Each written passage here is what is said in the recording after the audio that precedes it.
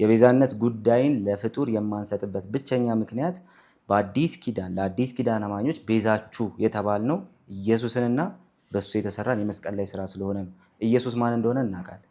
በመጀመሪያ መጽሐፍ ቅዱስ ሲናገር ዮሐንስ ወንጌል ላይ እንሂድና በመጀመሪያው ቃል ነበረ፣ ቃልም በእግዚአብሔር ዘንድ ነበረ፣ ቃልም እግዚአብሔር ነበረ ብሎ ስለ ክርስቶስ ማንነት ይነግረናል። አስቀድሞ ከስጋዊ በፊት ከኢንካርኔሽን በፊት ስለነበረበት ስቴት ይነግረናል።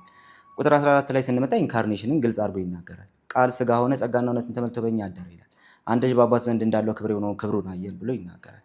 ስለዚህ ለእኛ ቤዛ ሊሆን የመጣው ወር ደግሞ ስለኛ ነፍሱን ሊሰጥ የመጣው ስለኛ ዕዳችንን ሊከፍል እኛን ከነበርንበት ቦታ ከነበርንበት ጨለማ ሊያወጣ የመጣው ኢየሱስ ክርስቶስ ብቻ ነው። ያ ኢየሱስ ክርስቶስ ደግሞ ሰው ብቻ አይደለም።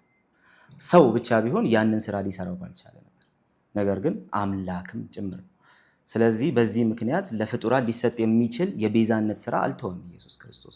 በመጀመሪያ ደረጃ የቤዛነት ስራ በፍጡራን ሊሰራ የሚችል ቢሆን ኖሮ የቤዛነት ስራ ከሱ ውጪ በሆኑ ሌሎች አካላት ሊሰራ የሚችል ቢሆን ኖሮ አምላክ ስጋ ለብሶ ወደ ምድር ባልመጣ ነበር።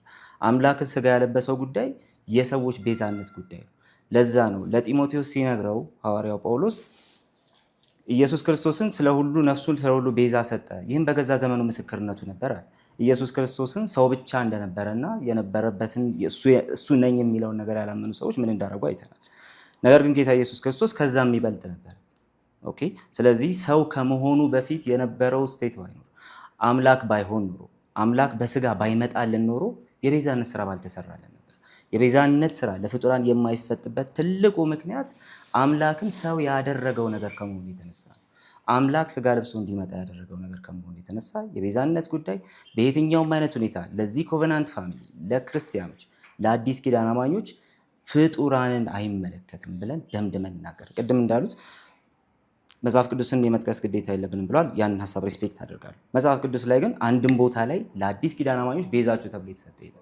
ምክንያቱም አምላክን ሰው ያደረገ ትልቅ መንፈሳዊ ምስጢር ስለሆነ ማለት ነው። ቤዛነትን ለፍጡር የማንሰጥበት ብቸኛው ምክንያት ይሄ ነው።